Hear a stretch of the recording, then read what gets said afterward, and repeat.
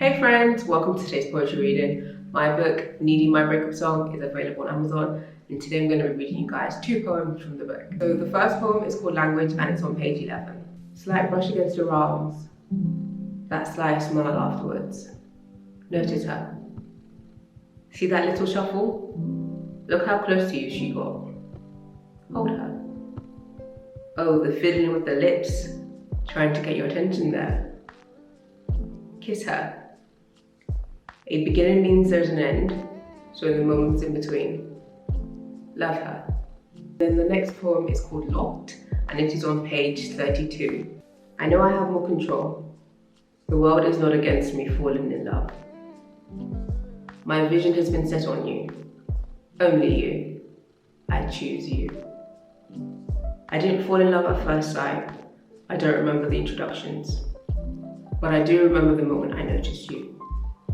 You had been around for a while. I didn't think of you past hellos.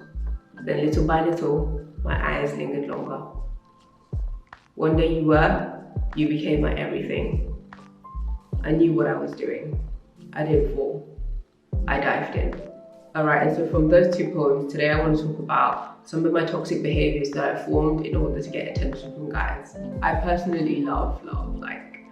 I am the biggest supporter of people getting together, people being happy, and I love seeing cute things to an extent. Too much PDA makes me cringe and I'm just like, ew. But I love love, and I am a hopeless romantic. It's from the movies, it's from the dramas, it's from the books. My head lives in fantasy land and I want non-stop romance, if I'm honest. And so I have this funny story to actually tell. Basically, it was my birthday, I think around the teens, 19 probably, and I was having dinner with an older female friend, and she was like, oh, I have a surprise for you, you were really going to love it. And so throughout the whole dinner, I kept thinking that the boy I had a crush on was about to walk through those doors. You see, he hadn't said happy birthday yet, and so I assumed that before the night ended, he was going to surprise me and say happy birthday in person. But of course, the night ended and the boy did not turn up. The boy was never going to turn up. I just created that storyline in my head of what I would have liked to happen, the expectations I have from this other person that, wasn't even thinking about me like that. I just was assuming and hoping that my life might get slightly exciting and have something cool happen. If I'm honest, I was truly disappointed. I was so upset that at this point in my life, in my late teens, I'm about to turn 20, my life is still not going like in the movies. Like, what is going on? Why can't I get these cute romantic scenes happen to me? And so after that moment, I decided I was going to be even more proactive with my pursuits. I decided I was going to create a new persona. I would attract guys and make things go more the way I envision it. Basically, I decided it was time for me to become super manipulative and also become a bit dishonest, because I was going to create a persona that I thought people would like more and that would get me more attention and the things that I wanted. I knew that if I pretended to be someone more interesting, more cool, more flirty, whatever, I could probably get a guy's attention more. However, I always knew in the back of my mind that it wouldn't last.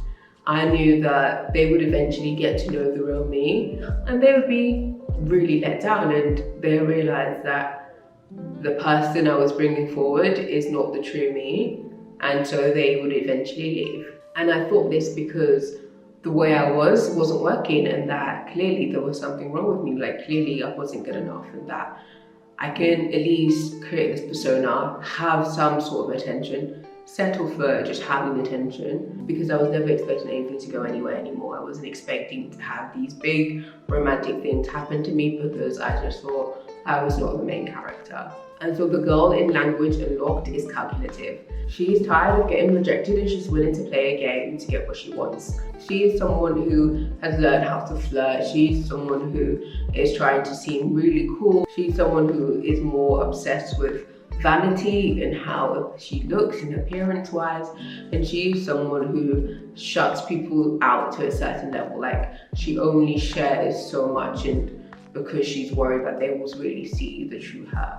And so everything she does, there's an agenda behind it. It wasn't accidental. this was a planned pursuit. And so with language, she's being super flirty. She's trying to get the person she desires to take notice of her and show her affection. And she is, you know, touching her arm, moving closer. She's being super seductive, shall I say. A beginning means there's an end. So in the moments in between, love her.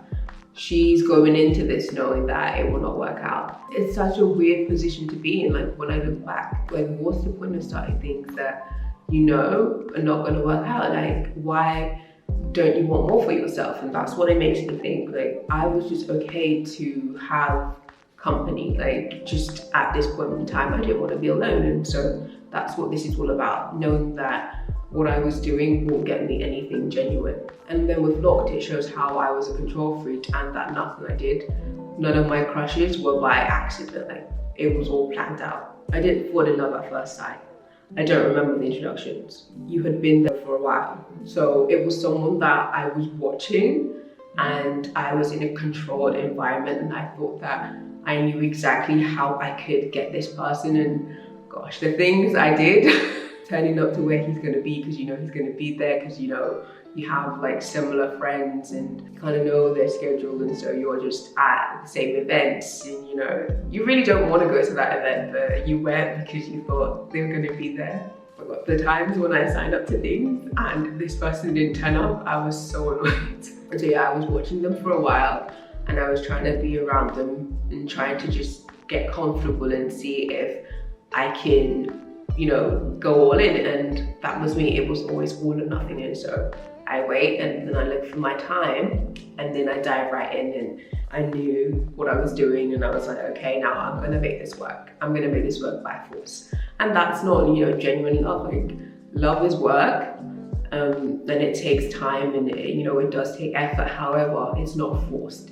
It's not something that you need to be super calculative about. It's just not worth it, and you're just putting way too much effort to make something work. And like there's never any meaning in these relationships.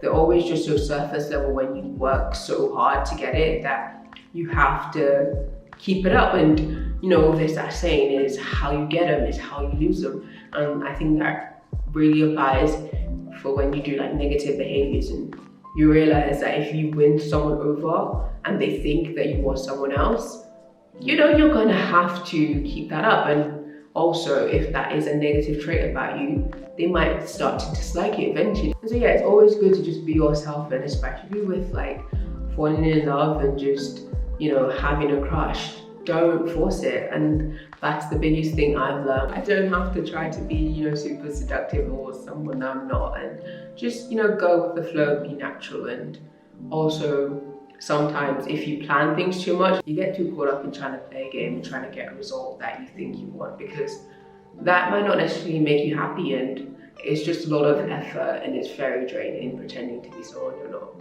And so yeah, that's it for today. Thank you so much for listening today. If you enjoyed my poems and want to support me, my book Needing My Breakup Song is available on Amazon and you can grab yourself a copy. And if you enjoyed this video, remember to like, comment and subscribe, ring the notification bell so you know when I post, and I'll see you in the next one. Bye!